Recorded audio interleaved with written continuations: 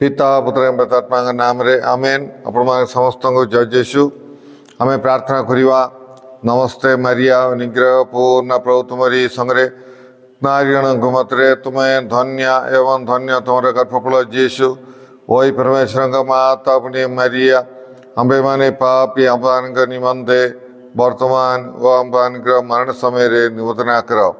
कृष्णटारे मोर स्नेहर भाई भाई मैंने मुझे समस्त को यही दैनिक आहार प्रोग्राम को मु स्वागत जनाऊँच। आज हूँ मार्च मास 14 तारिख शनिवार दिन। आज सुमाचार लूक लिखित सुमाचार 18 अध्याय 9 ରୁ 14 पद पर्यंत आम शुणा। निजको धार्मिक मन करी अन्य को तुच्छ ज्ञान करथिबा केतेक लोक मानकु यीशु यही दृष्टांत दे कहले। दुई जन लोक प्रार्थना करने उद्देश्य मंदिर को गले। सेमानक मध्यरु जड़े फारिसी और अन्य जनक करग्राही थिले। फारिसी जनक ठिया होई कहला, हे ईश्वर मु तुमको धन्यवाद दउची, कारण मु अन्य लोक मानक परी दोषी अधर्मी व्यभिचारी किंबा यही करग्राही परी नुहे। मु सप्ताह दुई थर उपवास करे और मोर समस्त आयर दशमांश दान करे। किंतु करग्राही जनक दूर रे ठिया होई स्वर्ग आड़ को दृष्टिवाद करने को सुधा साहस न करी छाती रे हाथ मारी कहला, हे ईश्वर मु पापी मते दया कर। मु तुम मान कहूँ सही फारिसी नुहे, किंतु यही करग्राही लोकटी ईश्वरंकर विचार रे धार्मिक गण्य होई घर को फेरला। कारण जे निजको उन्नीत करे ताकू नत करा जीवो, किंतु जे निजको नत करे ताकू उन्नीत करा जीवो। प्रभुंकर सुसमाचार। ए प्रभु यीशु ख्रीष्ट तुमर प्रशंसा हो।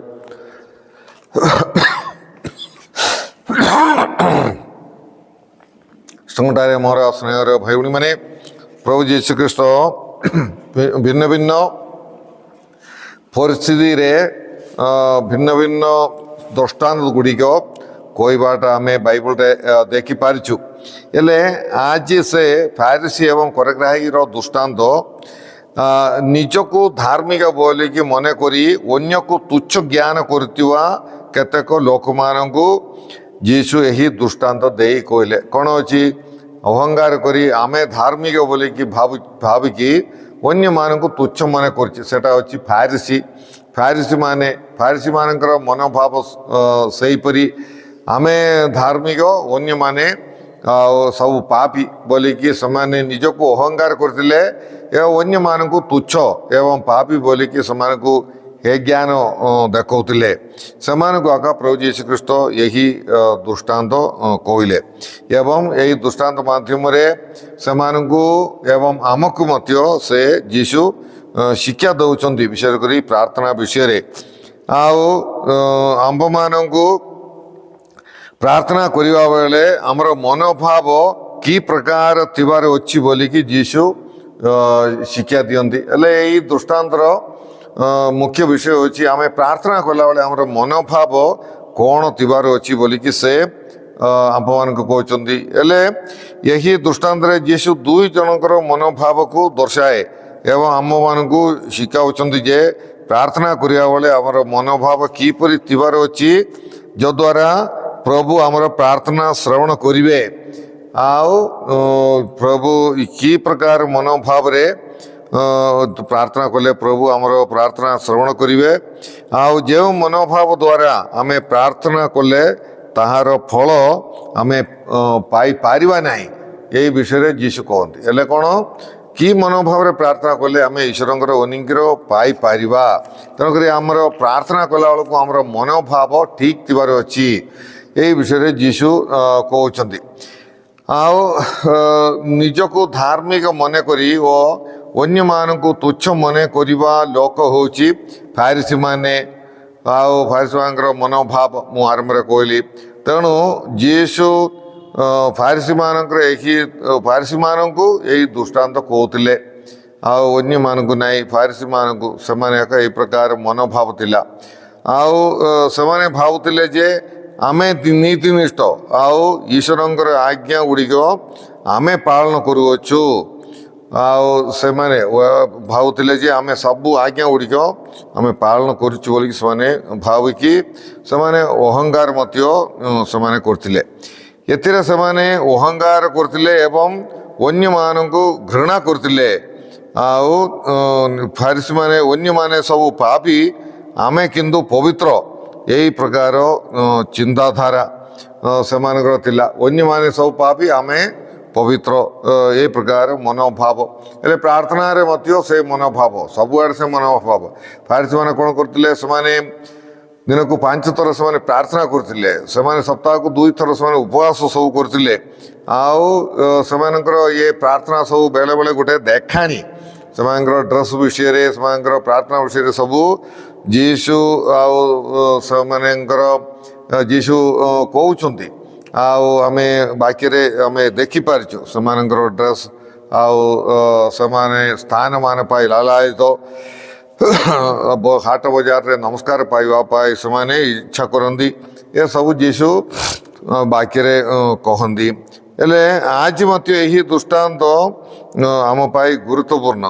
ଆଉ କାରଣ ଆମ ଭିତରେ କେତେଜଣ ଫାରିସି ପରି ଆଉ ଆମର ଏହି ମନୋଭାବ ବଦଳାଇବା ପାଇଁ ଯୀଶୁ ପରାମର୍ଶ ଦିଅନ୍ତି।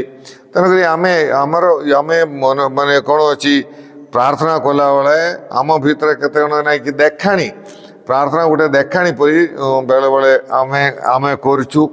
ସେଟା ଠିକ୍ ନାହିଁ, ସେଟା ଗୋଟେ ଫାରିସି ମନୋଭାବ। ତେଣୁକରି ଆଜିକାଲିର ପରିସ୍ଥିତିରେ ପ୍ରଭୁ ଆମ୍ଭମାନଙ୍କୁ ମଧ୍ୟ ପରାମର୍ଶ ଦିଅନ୍ତି ଯେ ଆମେ ଦେଖାଣି କରି ପ୍ରାର୍ଥନା କରିବାକୁ ନାହିଁ, ବରଂ ନମ୍ରତାର ସହିତ ଆମେ ପ୍ରାର୍ଥନା କରିବାର ଅଛି। ଆଉ ଯୀଶୁ ସେହି ଦୃଷ୍ଟାନ୍ତରେ କହନ୍ତି, 2 ଜଣ ପ୍ରାର୍ଥନା କରିବାକୁ ମନ୍ଦିରକୁ ଗଲେ, ଜଣେ ଫାରିସି ଏବଂ ଜଣେ କରଗ୍ରାହୀ। ଆଉ ଫାରିସି ହେଉଛି ପବିତ୍ରତାର ଚିହ୍ନ ଲୋକମାନଙ୍କର ଦୃଷ୍ଟିରେ ସେମାନେ ପବିତ୍ରତାର ଚିହ୍ନ। ଆଉ ଲୋକମାନେ ଭାବିଲେ ସେମାନେ ସମସ୍ତେ ପବିତ୍ର, କିନ୍ତୁ କରଗ୍ରାହୀକୁ ଲୋକମାନେ ଭାବିଲେ ଯେ ଏମାନେ ସବୁ ପାପୀ ଲୋକମାନଙ୍କର ଦୃଷ୍ଟିରେ।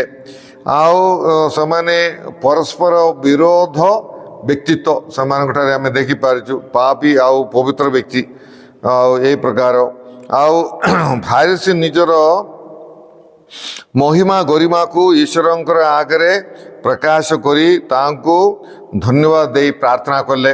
ହେଉଛି ପ୍ରାର୍ଥନା, ସେ ଦେଖ ପ୍ରାର୍ଥନାରେ ବି ସେ ଦେଖାଣି କରୁଛି।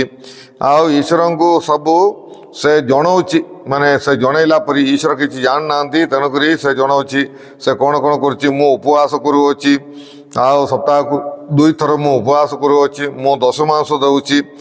ଏସବୁ ସେ କହୁଛି, ମୁଁ ଅନ୍ୟମାନଙ୍କ ପରି ନାହିଁ। ଦେଖ ପ୍ରାର୍ଥନାରେ ମଧ୍ୟ ସେ ଅନ୍ୟମାନଙ୍କୁ ସେ ହେ ଜ୍ଞାନ ଦେଖେଇକି ସେ ପ୍ରାର୍ଥନା କରୁଛି। ଚୋର, ଅଧର୍ମୀ ଆଉ ବ୍ୟଭିଚାରୀ ବା ଏହି କରଗ୍ରାହୀ ପରି ନୁହେଁ, ତାକୁ ଅନ୍ୟକୁ ନିନ୍ଦା କରିକି ସେ ପ୍ରାର୍ଥନା କରୁଛି ଈଶ୍ୱରଙ୍କ ଠାରେ। ଆଉ ଏଇ ଫାରିସି ନିଜକୁ ସାଧୁ ବୋଲିକି ଈଶ୍ୱରଙ୍କର ଆଗରେ ଘୋଷଣା କରୁଅଛି ହେଲା, ଓ ଅନ୍ୟକୁ ନିନ୍ଦା କରୁଅଛି।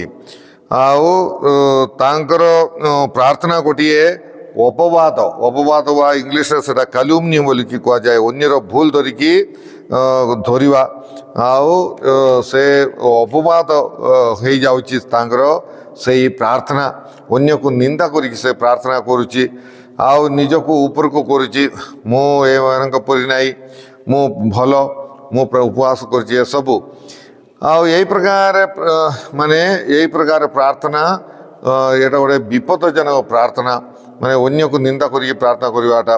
ପ୍ରାର୍ଥନା କରିବା ବେଳେ ଆମେ ଈଶ୍ୱରଙ୍କର ଆଗରେ ରହୁଛୁ, ମାନେ ଈଶ୍ୱରଙ୍କର ସାନ୍ନିଧ୍ୟରେ ଆମେ ପ୍ରାର୍ଥନା କରୁଛୁ। ପ୍ରଭୁ ସବୁ କିଛି ଜାଣିଛନ୍ତି, ଆଉ ପ୍ରଭୁଙ୍କୁ କିଛି ଜଣେଇବା ଦରକାର ନାହିଁ। ଆଉ ପ୍ରଭୁ ତାହା ସବୁ ଦେଖନ୍ତି, ସବୁ ଜାଣନ୍ତି। ଆମେ ଏଇଟା ମନେ ରଖିବାକୁ ପଡ଼ିବ କି ଈଶ୍ୱରଙ୍କୁ କିଛି ଜଣା ନାହିଁ ବୋଲିକି ଆମେ ଭାବିବା ନାହିଁ।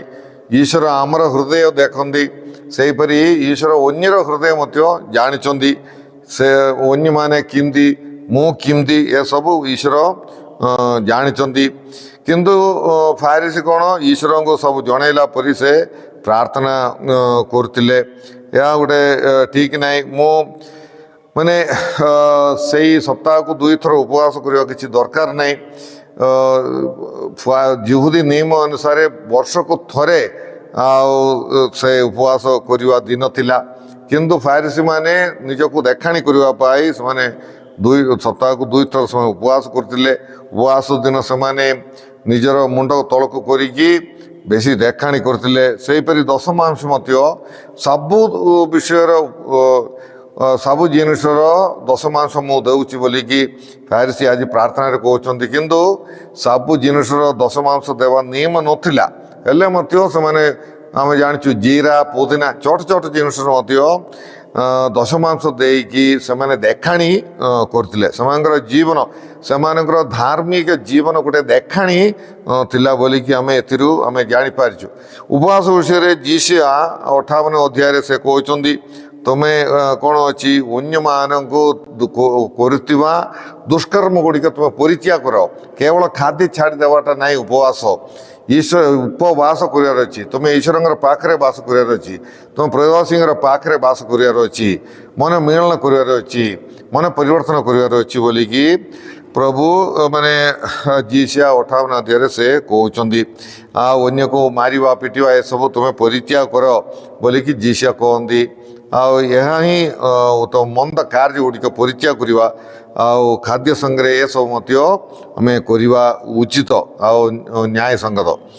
ଆଉ ଆମ୍ଭେମାନେ ମଧ୍ୟ ପ୍ରାର୍ଥନାରେ ଦେଖାଣି କରିବାକୁ ନାହିଁ ବୋଲିକି ପ୍ରଭୁ ଆମକୁ ଗୋଟିଏ ସତର୍କବାଣୀ ପ୍ରଦାନ କରିଛନ୍ତି। ସେହିପରି ଲମ୍ବା ଚଉଡ଼ା ପ୍ରାର୍ଥନା କରିବା, ଈଶ୍ୱରଙ୍କୁ ସବୁ ଜଣାଇଲା ପରି ଆମେ ପ୍ରାର୍ଥନା କରିବା, ଏସବୁ ଠିକ୍ ନାହିଁ ବୋଲିକି ପ୍ରଭୁ ଆମ୍ଭମାନଙ୍କୁ ସତର୍କବାଣୀ ପ୍ରଦାନ କରିଛନ୍ତି। ଆଉ ପ୍ରାର୍ଥନା ହେଉଛି ଆମର ସ୍ନେହମୟ ବାପାଙ୍କଠାରେ ଆମର କଥାବାର୍ତ୍ତା। ସେଇ ପ୍ରକାର ଆମେ ପ୍ରାର୍ଥନା କରିବାର ଅଛି। ସେହିପରି ଅହଙ୍କାର ସହ ପ୍ରାର୍ଥନା କରିବାକୁ ନାହିଁ, ନମ୍ରତାର ସହିତ ଆମେ ପ୍ରାର୍ଥନା କରିବାର ଅଛି। କରଗ୍ରାହୀ ନମ୍ରତାର ସହ ଏବଂ ଅନୁତାପର ସହିତ ସେ ଛାତି ପିଟିକି ନିଜର ପାଅ ପାଇ କାନ୍ଦିକି ସେ ପ୍ରାର୍ଥନା କଲେ। ସ୍ୱର୍ଗ ଆଡ଼କୁ ମୁଣ୍ଡ ଉତ୍ତୋଳନ କରିବା ପାଇଁ ମଧ୍ୟ ସେ ସାହସ କଲା ନାହିଁ। ନମ୍ରତାର ଚିହ୍ନ, ନମ୍ରତାର ସହିତ ସେ ପ୍ରାର୍ଥନା କଲେ ଆଉ ଅନୁତାପର ସହିତ ସେ ପ୍ରାର୍ଥନା କଲେ। ସେ କେବଳ ଗୋଟିଏ ବିଷୟ ଏକା ସେ ପ୍ରାର୍ଥନା କଲେ, ପ୍ରଭୁ ମୁଁ ପାପୀ, ମୋର ଉପରେ ତୁମେ ଦୟା କର, ମୋତେ ଦୟା କର ବୋଲିକି ସେ ପ୍ରାର୍ଥନା କଲେ। ତାର କୌଣସି ଦାବି ନାହିଁ, ତାଙ୍କର କୌଣସି ଡିମାଣ୍ଡ ନାହିଁ ମୋତେ ଦିଅ, ଆଉ କୌଣସି ଅହଙ୍କାରର ଭାଷା କିଛି ନାହିଁ, ବରଂ ନମ୍ରତାର ଭାଷା, ନମ୍ରତାର ସେ ତାଙ୍କର ହୃଦୟର ମନୋଭାବ, ନମ୍ରତାର ମନୋଭାବ ଥିଲା। ଆଉ ସେ ଈଶ୍ୱରଙ୍କର କରୁଣା ପାଇ ସେ କରୁଣା ଭିକ୍ଷା କଲେ। ଏ ପ୍ରଭୁ ମୁଁ ଫେରି ଆସିବା ପାଇଁ ମୁଁ ଇଚ୍ଛା କରୁଅଛି, ମୋତେ କ୍ଷମା କର, ମୋତେ ଗ୍ରହଣ କର ବୋଲିକି ସେ ପ୍ରାର୍ଥନା କଲେ। ଏହା ହେଉଛି ଆକ୍ଚୁଆଲି ପ୍ରକୃତରେ ଉତ୍ତମ ପ୍ରାର୍ଥନା ବୋଲି ଯୀଶୁ କହୁଛନ୍ତି। ଆଉ ମାନେ ମୁଁ ନିଜକୁ ଈଶ୍ୱର ମୋତେ କିପରି ଦେଖୁଛନ୍ତି ସେହିପରି ଦେଖିବା। ମୁଁ ଜଣେ ପାପୀ, ତେଣୁକରି ସେଇ ପ୍ରକାର ଗୋଟେ ମନୋଭାବର ସହିତ ପ୍ରାର୍ଥନା ମଧ୍ୟ କରିବା।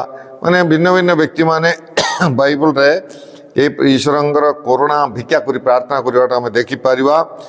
ମାର୍କ ସୁସମାଚାର 10 ଅଧ୍ୟାୟ 46ରୁ 52 ପଦ ପର୍ଯ୍ୟନ୍ତ ଆମେ ବାର୍ତ୍ତମେଉସ୍, ବନ୍ଧ ଲୋକ ବାର୍ତ୍ତମେଉସ୍ ସେ ପ୍ରାର୍ଥନା କଲେ, ପ୍ରଭୁ ମୋତେ ଦୟାକର, ଦାବିଦଙ୍କର ପୁତ୍ର ମୋ ଉପରେ ଦୟାକର ବୋଲିକି ସେ ପ୍ରାର୍ଥନା କଲେ। ସେହିପରି କାନାନୀୟ ନାରୀ ମଧ୍ୟ ସେ ମାର୍କ ସୁସମାଚାର 15-22ରେ ଆମେ ଦେଖିବା, ହେ ପ୍ରଭୁ ମୋ ଉପରେ ଦୟାକର ବୋଲିକି ସେ ପ୍ରାର୍ଥନା କଲେ। ତେଣୁକରି ବିଭିନ୍ନ ବ୍ୟକ୍ତିମାନେ ବାଇବଲରେ ମୋ ଉପରେ ଦୟାକର ବୋଲିକି ପ୍ରାର୍ଥନା କରିବାଟା, ନମ୍ରତାର ସହିତ ପ୍ରାର୍ଥନା କରିବାଟା, ବିଶ୍ୱାସର ସହିତ ପ୍ରାର୍ଥନା କରିବାଟା ସବୁ ଆମେ ଦେଖିପାରିବା। ଆଉ ମୋର କିଛି ଦାବି ନାହିଁ ବୋଲି ସେହି କରଗ୍ରାହୀର ମନୋଭାବ, କିଛି ଡିମାଣ୍ଡ ନାହିଁ ତାଙ୍କର। माने यही मो हे प्रभु मो ऊपर दया कर बोलिकी यही यह हूँ आमर हृदय आसवा गोटे प्रार्थना यह गोटे नम्रतार प्रार्थना बोलिकी आओ ईश्वर करुणा पाई गोटे सुष गोटे आग्रहर सहित से व्यक्ति प्रार्थना करुच्ची आम जापारचु जे निजक माने प्रभु यीशु ख्रीष्ट कहते जे निजक उन्नत करे प्रार्थना रे हो मनोभाव रे हो कौन सी विषय रे हो निजक उन्नत करे ताकू नत करा एवं निजक जे नत करे ताकू उन्नत करा यह आम सब मन रखी कार्य करवा उचित आमर कथबार्ता व्यवहार रे सबू प्रार्थना समय सब निजक नत करने आम चेष्टा करवा जहाद्वारा प्रभु आमको उन्नत करेंगे से ही फारिसी नुहे यीशु कौन कहते से फारिसी नुहे किंतु से ही करग्राही ईश्वर अनुग्रह पाइले क्षमा पाइले शांति पाइले आनंद पाइकी से घर को फेरीगले उत्तम प्रार्थना करवा व्यक्ति ये सब अनुभव कर प्रार्थना पर हमको कौन आम अनुभव करमर हृदय रे ये प्रकार माने ईश्वर अनुग्रह पाइला परी आमको लगुच कि बा क्षमा शांति आनंद ये सब आम आम अनुभव कर पारिछि कि नहीं तेणु प्रिय भाई भौणी मैंने आम नम्रतार सहित प्रार्थना करी ईश्वर अनुग्रह क्षमा शांति आनंद पाइबा पाई आम चेष्टा करवा आम प्रार्थना करिया हे प्रभु परमेश्वर आज सुसमाचार माध्यम आंब मानू उत्तम भाव प्रार्थना करने एवं जड़े ख्रीष्ट विश्वासी मनोभाव कौन थिबार अच्छे से विषय में आंब मान तुम्हें शिक्षा देल प्रभु से आम तुमको धन्यवाद देवचु हे प्रभु नम्रतार मनोभाव सहित जीवन यापन करने नम्रतार सहित प्रार्थना करी तुमर अनुग्रह शांति क्षमा आनंद ये सब प्राप्त करने आंब मान तुम्हें साहय कर यही प्रोग्राम देखुवा समस्त को तुम्हें प्रचुर भाव में आशीर्वाद प्रदान कर ये सब प्रार्थना आम करूँ प्रभु यीशु ख्रीष्ट मध्यस्थारे आम सर्वशक्तिमान परमेश्वर पिता और पुत्र एवं पवित्रात्मा आप समस्त आशीर्वाद प्रदान करूँ आमेन। आपण समस्त जय यीशु।